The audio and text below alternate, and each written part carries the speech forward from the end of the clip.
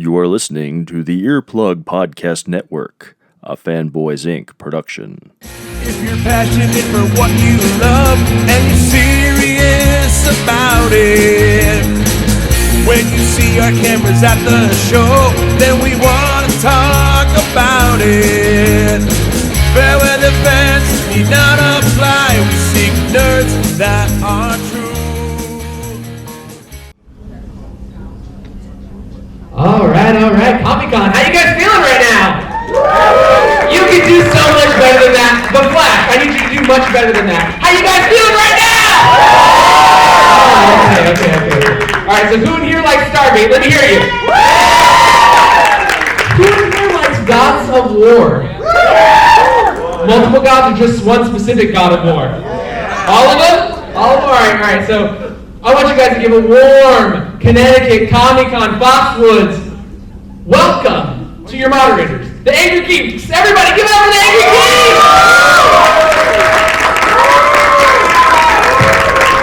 You're warming up. What's happening, guys? But Chris is going to sit right here between you and I guess. No. How are you guys doing? You guys ready for some Stargate stuff? Some War stuff? Yeah, the comedian is ready. So when their podcast is ready. Well, you guys want to bring them out? Yeah. Introduce our guest. She's new. Go ahead. Here comes Christopher Judge.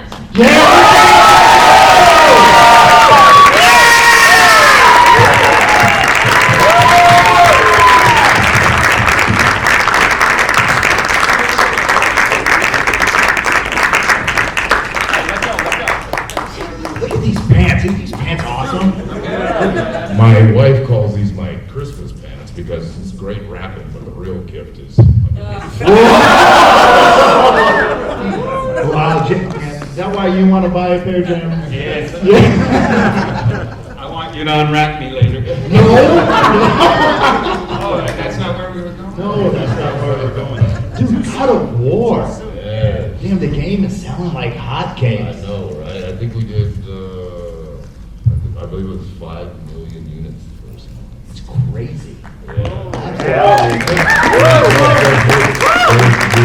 Before we get into Stargate, because I know you have some stuff, and before we get into God of War, did you know he was Magneto? Yeah! Wow, I'm a DC guy, but still respect, man. Well, I'm so sorry to hear that. We're gonna be quiet over there, so over there. Come on, Jason Momoa, save DC. You think he's got it?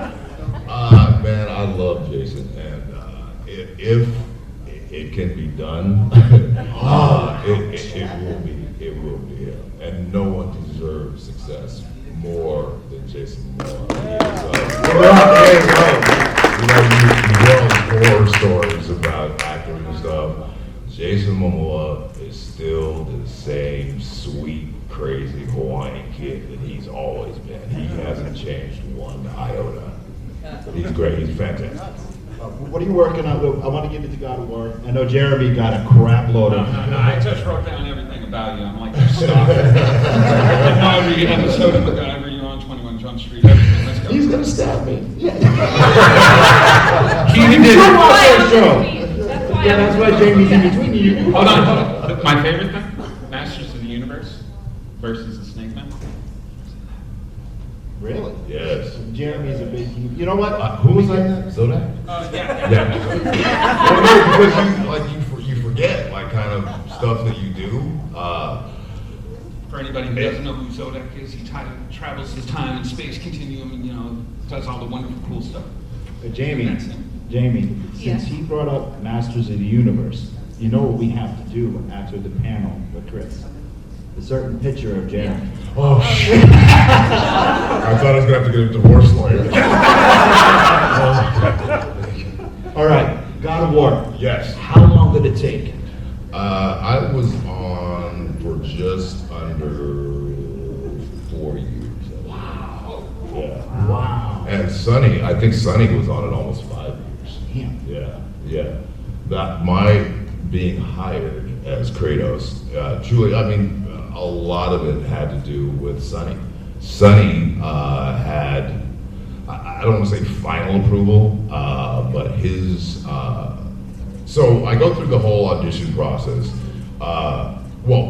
So I get the script sent to me, and I start reading it, and I call my agent, and I said, obviously this is an A-list film, and it's going to be straight to offer, so why are you sending it to me? And there was some hemming and hawing, and I said, well, actually, Chris, it's a video game. I said, then why the hell are you sending it to me? And I said, no, it's not just the voice work. You'll be the dude. You'll be and at that point, we just knew it was the lead, and that we had no idea it was God of War. Because when they send you stuff now, they always have code names, so you can't leak it to the press. You can't post the script on So you got the like internet. Squirrel Man beats the universe or something like that? A little more creative than that, but yes.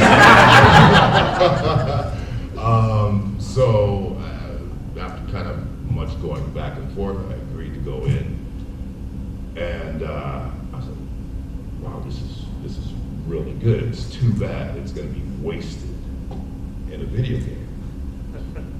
So after going in 2 or 3 times, now I'm getting a little perturbed.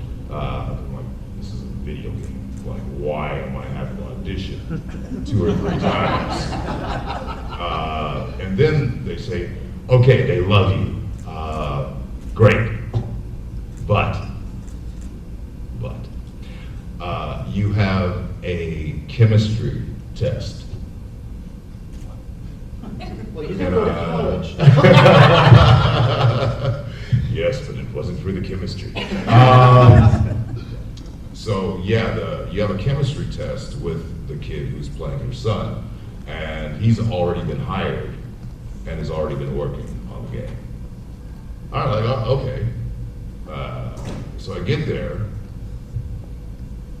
There's this little midget. It's Sonny, and at that time he was, 9 or 10. And so I immediately go, excuse me 1 second. Go out and call my agent. What the F? There's like a tiny kid here. They're like, yeah, that's who your chemistry test is with.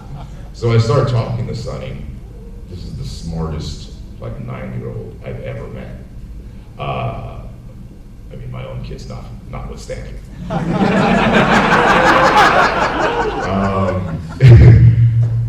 And so it was almost like I related to him so well because, I had boys and they were at that age at one time, and so we just immediately hit it off. And so we have this great, what I thought was a great test. And great. Call my agent, yeah, it went really well. This kid is something. This kid's something else. Great. Chris, they love you.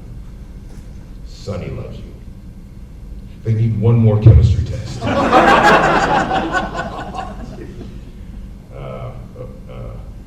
Okay. So we do it, and it's even better than before. So this is on like a Thursday or Friday. So hear nothing by the end of day Friday. And I was thinking, like, how many kids are in here? Cover your ears. And Joey DeCarlo, you cover your ears. Okay, you're good to go. Go. Come on, your parents cut stuff there. What's her favorite swear word? Come in. Come on. Your mother is shooting you daggers. No, so I say. She turned red too. So I'm thinking this little effer has stabbed me in the back. He was pretending we were getting along, and we weren't really getting along. So over the weekend, I'm thinking now it's turned from this is a video game. Why am I even auditioning for this? To I really want this. So the weekend is torturous, and then first thing Monday morning, okay. So you got it. Do the deal. So my initial deal was for a year. 3.5 years later. So yeah, but the whole process of it was fantastic. I mean, it was such a loving, supportive, free space, and really what it turned into for me personally was it was a love letter to my kids. It was an apology to my kids. It was really a way to vocalize when I as a man hadn't been able to vocalize like why I was gone so much when they were kids, why I had to miss a lot of key moments in their childhood, and so it was so cleansing. When did you find out it was actually God of War? And what was your reaction? I mean, have you played the game? Well, I found out it was God of War because my youngest son read part of the script. He's like, "Daddy, it's God of War." That's how I found out. And thank God I found out prior to negotiating. Yeah, cool. Oh, I made him pay. Now, did you play the game? But not like they're gonna pay next time. Oh, so there's a sequel. Angrygeeks 2. If there is a sequel.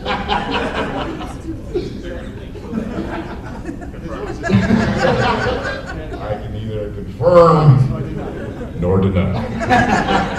Did you play the games prior? No, I was more of a sports games guy. Like I'm a Madden guy. I like MLB, FIFA, NBA, like that kind of stuff. I'm not, but all my kids. What are all these letters he's saying? I don't know. We don't speak sports ball. I know because of my kid. He plays all the games, so. FIFA, that sounds like some little cloud guy. So yeah, but they are huge gamers. So they were just so excited that I hadn't yet. To me, it was just a great role. I hadn't grasped what Kratos meant to so many people. I get it now. Did you get any souvenirs? Did they give you anything? I try. I have a rule. Generally, anything I work on, I steal stuff. I tried to get. I just love saying this. The Blades of Chaos. No, that was what I was going to ask. I tried to get those. Couldn't. I tried to get the axe. Couldn't. Maybe next time. Yeah, the only thing I got was a behind-the-scenes photo of me and Sonny. That's about what I came away with. Yeah, they a lot of the props were these random things that they wrapped in green, and you would have to pretend that they were, the axe actually became an actual axe. That they wrapped, like it was a kid's toy axe that they wrapped in green. Kind of like the utensils we give Jeremy. Yeah. But yeah, there was, because our sets were virtual, there wasn't a lot of stuff for me to come away with, so yeah. I got a question. Your Dark Knight Rises. Yes. Your Internet Movie Database page had Yes. you once listed as terrorist, Yes. then listed as mercenary. Yes. Which was it? And did you get paid since you had two roles? Did you paid twice since you had two roles listed? Well, that was a very interesting project. Another thing, I read, I went in 6 or 7 times in total. I went in 3 times with just me and Nolan. Really? Yeah, Mr. Nolan, Chris. We're among friends. I hear you name that person, so yeah, let's go with Mr. I never saw it. I never. I guess the nicest things are done, because there's not going to be an Inception 2. Just hoping to get hired for. It was a really interesting process because the character was a lot larger. But I knew my screen time was in trouble when at the first wardrobe fitting. Originally, my character had on like 7 layers of shite, and I was massive. Did I say these are Christmas pants? Why did I say that? Must be Jamie. ADHD. Stop. I'm full of Adderall. You'll never work again. So, at the, what was that? At the initial wardrobe fitting, there's, gotcha, did I?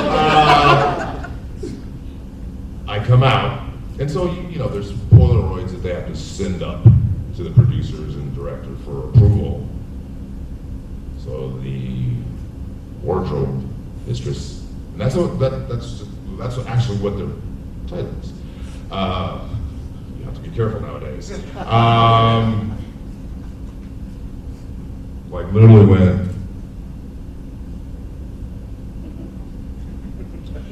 one second. Now the wardrobe designer is there, and they start. One sec, Chris. 4 producers come down. Chris, can you take off 4 of those layers? Okay. So I come out. I've got 3 layers on. Chris, can you take off all those layers? Sure. Come back out. Now more producers come down.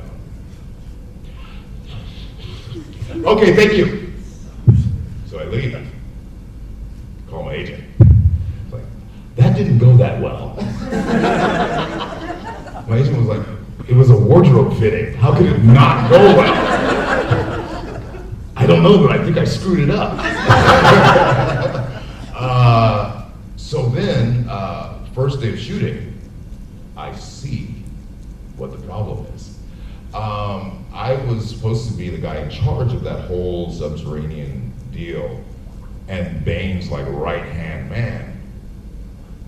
When I stand next to Tom Hardy, I see there might be a problem making Bane look like this huge dude. When I'm standing next to him. And so if you watch the movie, there's lots of shots where you just see an arm or a shoulder. That's me!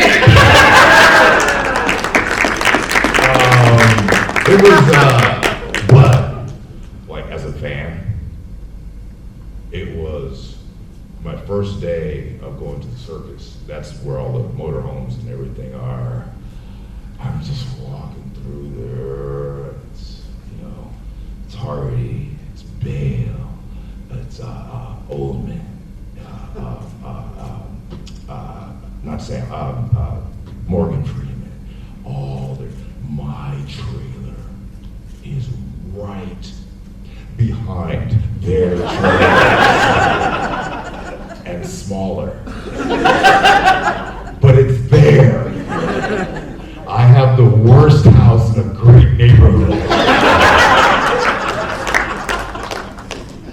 So I literally was just like, I have made it. It was the whole thing. It was disorienting because Mr. Nolan doesn't really interact with the actors a lot. Well, with Bale he did. But I remember that scene where I threw Joseph Gordon-Levitt down the thing. So before that, my call time was 6 o'clock. in downtown LA. So you can't actually ever get anywhere in downtown LA at 6 o'clock by leaving at the normal time. So I actually got there like 4 hours early to not deal with traffic. So I brought these movies to watch. So I'm in my trailer for like 5 minutes. There's a knock on the door. It's the AD. Mr. Nolan would like to see you. How does he even know I'm here? I'm 4 hours early. Would you like to go tell Mr. Nolan that? Coming! So I go, and Chris says, hey, Chris, how you doing? Good. He starts explaining the scene. And now, A-list movies, when you're not The Dark Knight, or you're not Bane.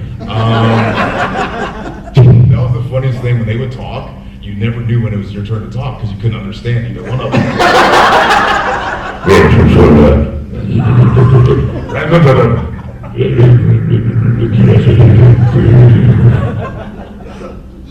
Silence must be my turn. So he starts explaining that. So what I was going to say.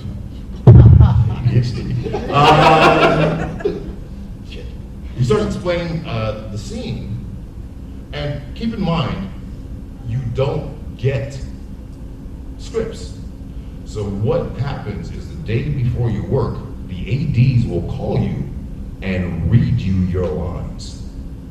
That's all you get. You don't know what the other lines are. You don't know what the scene is. You just know approximately what you're gonna say the next day. But they don't say it again, so either you write really fast or you have a really good memory, which I have neither. So every day was kind of a surprise. So this day was really a surprise because this is not even on the shot list. I'm looking at the shot list going, this is not here. So Chris just said, yeah, so Chris, you start over here, give these guys some direction, you walk over here, direct the guys over here. Okay, got it? Yeah. So they're setting up this big crane shot with hundreds of people. I have no idea what I'm supposed to do or say. Okay, Chris, go get dressed. What? That was my only direction. So I come back to set and I'm really nervous because now this crane shot, this is a massive crane shot. All I know is, okay, Chris, here's your starting mark. And then what? So literally, my stand-in, I followed what he did, but he didn't know what I was gonna say. You know why? Because nothing was scripted, no one knew what I was gonna say. So literally, Nolan says, so you direct these guys over here, you da-da-da-da-da, so I just kind of made up some stuff. And you never know with Nolan if it's good or not, or because all you either get is let's go again or moving on. That's it. Well, as an actor who may or may not have some mental deficiencies, that is very troubling because you constantly need positive affirmation. You are good enough. You don't look that old. You're in great shape. With Nolan, you get nothing. So, I said all that to say, so the scene with Joseph Gordon-Levitt, which I almost lost my eye, I'll get to that later. So we do half of the scene, and I said, Joe, how do you know if it's good or not? He's like, because he says moving on. That tells you if it's good or not? He's like, yep, that's kind of the best you're gonna get. Okay, so the fight scene. I'm done when I want to be done.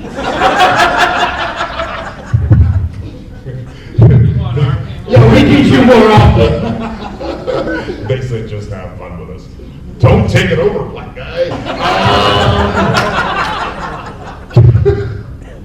So, I rehearsed this fight scene for a week.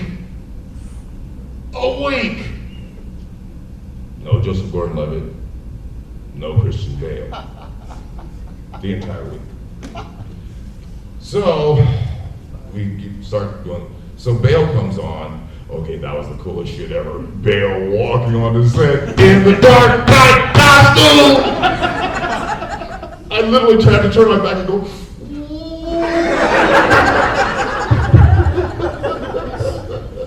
so, he watches his stunt double do it literally twice and gets it. I'm like, holy cow, this is, because it was this complex thing. Bale just watched it twice, got it. Okay, we want to. What about Joe? So they kind of walk him through this fight scene that I had been working on for a week. And Joe's not he's not a fight guy. We're shooting this. So we do this whole thing, there's stuff everywhere, cranes, there's action. So the whole thing with fight scene, it's like a dance, right? So if you're in the right place, you can miss a punch by 2 feet. But as long as you throw it right and the camera's in the right place, it looks like a hit. And then the person who's supposed to be hit has to sell it. That's Jeremy, why don't you stand up and you guys can explain it. So the stunt coordinator comes over to Joe and goes, Joe, you gotta sell the punch. In my mind, I'm getting hit next take. Because if you don't tell an actor, here's where the camera is, here's where you throw the punch, like you don't have to be any closer than this. If you just tell an actor, you have to sell the punch. That means get closer. Seriously, it does. So I knew, next take I'm getting hit. So my head's on the ground, and whack, punches me in the eye, and there's nowhere for my head to go. My head's on the ground. Immediately, my eye starts spurting blood. Oh. So there's much franticness, and so we were shooting. Hold on, you didn't let him just get away with that, right? I mean, he's just like, he's a little guy. That's Christopher Nolan, and I'm thinking Inception 2. If I can just weather this and keep my eye. So we're shooting under this very famous place, downtown LA. It's been the location for thousands of movies. So it was supposed to be a secret, of course, thanks to this thing called the internet. It's not. So there's hundreds of fans that they are keeping away from the set, but there's PAs keeping them away. So over the PA's walkies is Chris is seriously injured. So ambulance comes, so here's where you know where you are in the acting world. So I'm wheeled to the ambulance on a stretcher. There is a collective from hundreds of fans going, oh, thank God, we thought it was Christian Bale. I literally said up and F all of you. So it turned out that they thought that I had either a ruptured tear duct or cornea or what. It just turned out that I had 3 little cuts in my eyeball, nothing serious. Put some drops in, so I go back. So I'm starting a movie. I'm flying that morning to do a movie. So I'm supposed to leave set, go to the flight. So they have to call where I'm supposed to go, saying, Chris won't be making this flight, and he may look a little different. So I go back to pack up my stuff because now I'm trying to make a later flight because we're filming all night. I'm trying to make a later flight that morning. Knock on the door to the PA. Mr. Nolan would like to see you on set. So I'm like, awesome. I kept my eye, and Christopher Nolan's calling me back to set to say sorry, and hey kid, I'll see you on Inception 2. So in my world. So I'm literally kidding. Well, okay, I'm literally kidding. And I go, and everyone is coming to me like, poor Joe, he felt worse than anybody. But, so. In the trailer, he's like, yo, I got it. Yeah. Black guys say so too. So. I can't believe you just said that. So, you know, Bale comes or Hardy comes. It's kind of great, except for still kind of iffy about my eye. But, Jack, so then Nolan comes up. Chris, I'm so sorry that this happened. I'm waiting for it. I'll see you on Inception too. So, are you ready to finish the scene? What? It's like, yeah, we still have to shoot the B-side of this. So my entire face is now swollen. And I did. I shot the B-side of this shot. And if you notice, when I keep having my face one way, even though it looks weird, because like he's punching me, but wait, why is his head moving the opposite direction of where he's punching? That's not like my eye that I thought I might lose. And still, no Inception 2. Welcome to entertainment. All right, Stargate. Yes. Your character was described as a warrior Spock. How do you feel about that? I kind of get pissed because I wanted to throw him in a dash of RuPaul too. Yeah! Work it.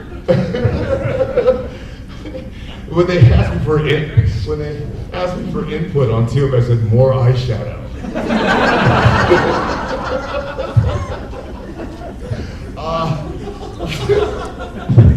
I wish I were joking.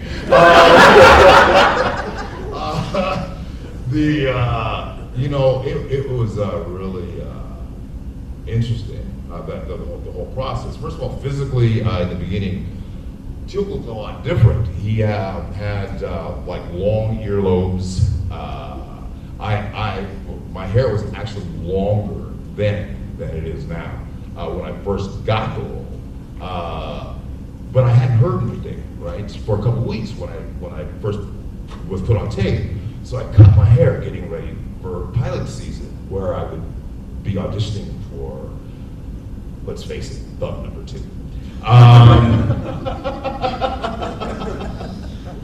Because Hollywood's diverse. I'm never gonna work again.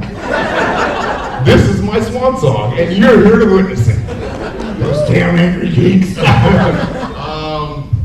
So I had to have my agents call and say, we didn't hear from him for so long. He cut his hair, da da da. So I had like short hair, so I go up there, we do a makeup test. So the ears, it took hours to put the ears on. So we did away with that because then all the Jaffa would have to have these dangling ears. So we did away with that. Then, and also initially I had the thing, the Egyptian thing. What's that called? The Egyptian thing. There is agreement, right? The Egyptian. There is a medical term for it. What's it called? What's that called? Jamie, what's it called? A fake beard. Well, you just lost creativity. Yeah. We're not opening the That's Christmas the cosplayer. Wait, you guys have the technology. Wait, our community is known for looking up stuff. It's a beard I would wig. do it, but that would Wait, what is it? A beard wig? A what? A beard wig. A beard? No, that's not what it is. Come sit next to Jamie. Right now. So whatever that was. So they had to do away with that because that kept falling off. So we finally, but then with the short hair, it didn't look right. It kind of just looked weird. So Jonathan Glass. Uranus. I win. What? Uranus. Did you say your anus? No, Uranus. Not Uranus. Oh. It's a Uranus. Huh? Pastiche. That's right. Pastiche. Thank you. Jeremy, you're looking at those other pages again. It's called fake beard. He still says it's your anus. Thank you. Yeah. False beard Uranus. Christmas. Welcome to my. Yeah, no Christmas gifts for me either. The more you know. So, yeah. You'll always learn something at my panel is just probably not what you wanted to learn. So, they come up and say, hey, have you ever been bald? No. Would you consider it? Well, for a price. So literally, we negotiated a price for me to shave my head. And I asked Jonathan Glasner, about how long do I have to be bald? He said, 3 episodes tops. You were in the 122. Yeah, seven. Plus the movies continue. No, after season 7, I finally, and how I grew hair, like, so every year at the beginning of the year, I go in with Brad, we talk about where Teal'c is going as a character, yeah. And so Brad, so this year, can I have hair? No. All right, good talking to you. So, season 8, Brad is doing Atlantis, Robert Cooper has taken over Stargate. So we do the same thing in a year. Teal'c's gonna blah blah. So Teal'c's gonna be talking a lot more this year. Okay, all right. Hey, Coop. How about Teal'c having hair? Why do I care? What? If you want to have hair, have hair. Holy crap! All right. So that was okay. So you remember the season I had the blonde thing? Yes. I blame all of you. You guys could have written and said, Chris, that was stupid. That's idiotic. Whose decision was that? Was apparently wasn't yours. Yeah. No. Because, so in the off season, I would always do stuff with my hair because I just wanted to celebrate having hair. So that particular season, off season, I had dyed my hair blonde and that was called a soul patch. Not your ace. Not your ace. Wait a minute, why did you do blonde? How? Why? No, why? Why blonde? It's still hair. Black hair bleaches just like white hair does. That's gray hair.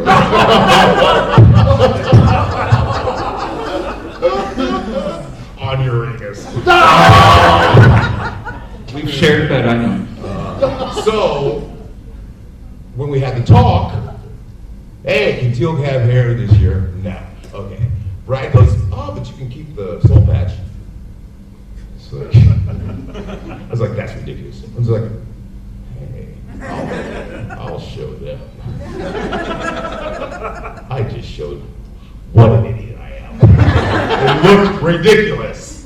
So then, so here's the deal with MGM. The reason I had to carry the staff for so long, the staff was over height. Every ceiling was 7 feet, 8 inches or whatever. The staff was 10 feet tall. So the first 2 years, every time I went to the room, messing up takes for sound because I'm hitting the roofs. So I wanted to get rid of the staff. MGM loved to send memos about everything. There's a whole new regime at MGM now, so I can talk about the old regime. They love to send memos. So we sat down.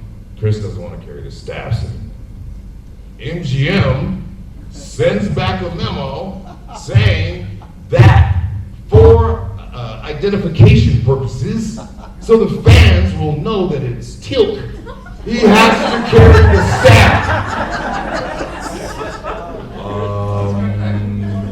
There may be a couple other hints that's Teal'c. So that's why I had to carry the staff for so long. But anyway, I've completely forgotten where I was. All right, you want to take some audience questions? Yes. Oh shit! Shoot. That's what we're here for. I'm so sorry. I'm going to do another panel at 4. Go ahead, stand up and go back to the mic if you want so we can hear you. Yes, go to the mic. Yeah, Mr. Fake Beard Man. What's your name?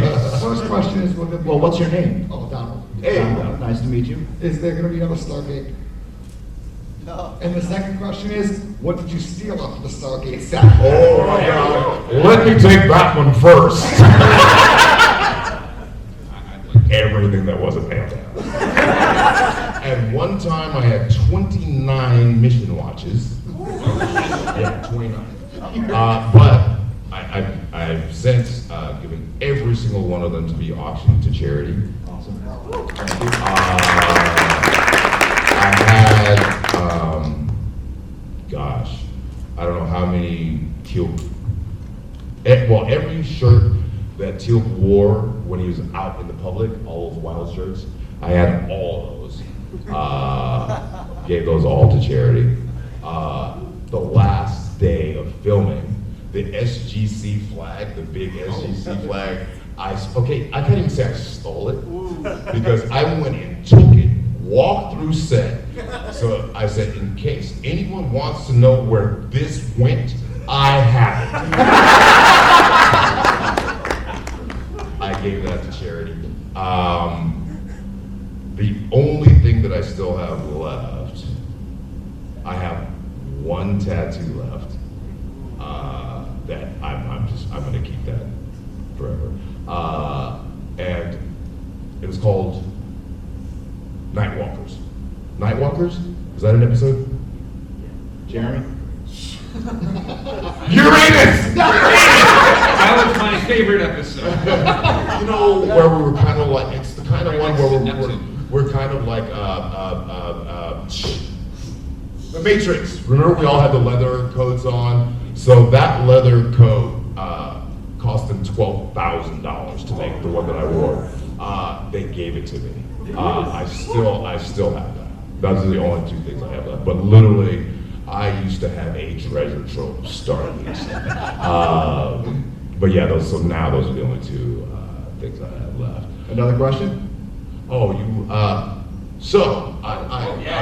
Oh yeah. I honestly. I was very upset about the last one being canceled so quickly. Well, who follows me on Twitter? Wow. That's it. That's it? Well then, Online, put up your hands. I will answer that question on I Am Chris Judge. He's about to get a lot more Twitter followers. No, seriously. So there's this thing called San Diego ComiCON. We're doing a panel to talk. We're gonna talk to all the fans. And according to the text I just got, that's all I can say. This is true. Yeah, we were there when he got the text, so it's true. Anybody else have any But other seriously, I am Chris Judge, because if you don't get the ComiCON, whatever goes on there will also instantaneously be on I am Chris Judge. What's your name? Then you can be in the know. Jeremy. What's your name? Sarah, what's up? That's Sarah with an H.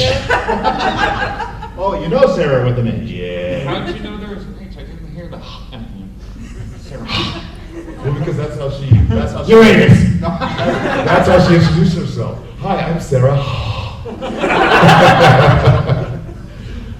What would you say was your favorite episode of Stargate to film? To film, without a doubt, the 200. It was.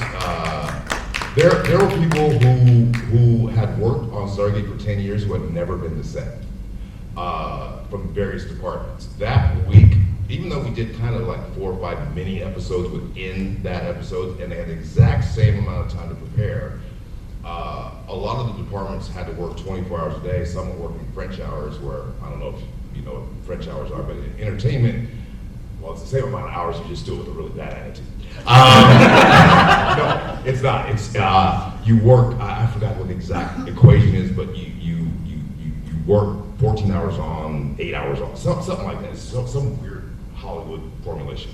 But that week, everyone came to set.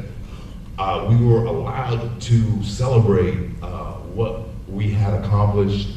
We were allowed to take the time to say, hey, thank you. I appreciate what you do. I love you. thank you for all the effort you've given all these years, It was a week of love. It was beautiful. It was, and then every different Teal'c that was in that episode, if you watch, he has a codpiece. That has been my thing the whole run of Stargate. I wanted Teal'c to have a codpiece. I have no idea why. I just saw like And we're back to the Christmas pants. No, every bad guy had a codpiece. So I have like some issues. So I got obsessed with Teal'c having a codpiece. So if you look at that episode, every single different outfit that Teal'c has on, he has a codpiece. I don't know why that was so important to me. But yeah, that was my absolute favorite episode to film. My favorite episode to watch, and this is funny that you didn't ask that, but I'm gonna kind of act like you did.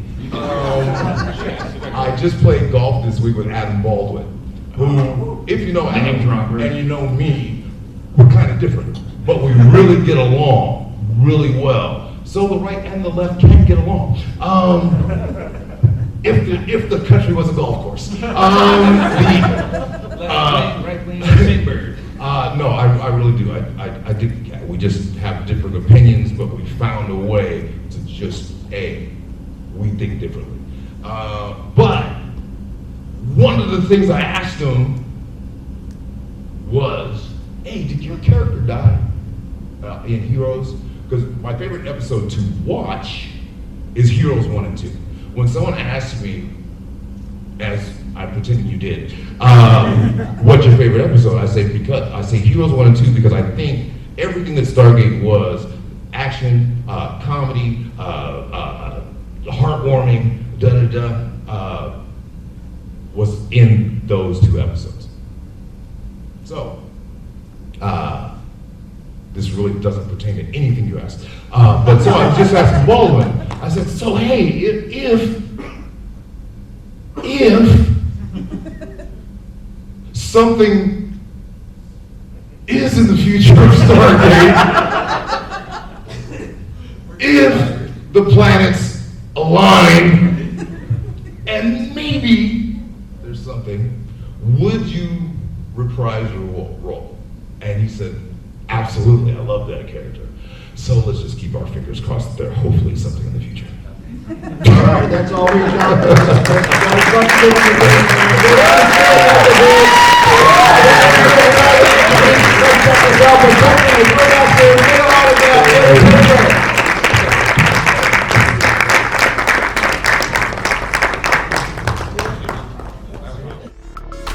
This has been an Earplug Podcast presentation, found on earplugpodcast.com, iTunes, SoundCloud, and wherever your favorite podcasts are found.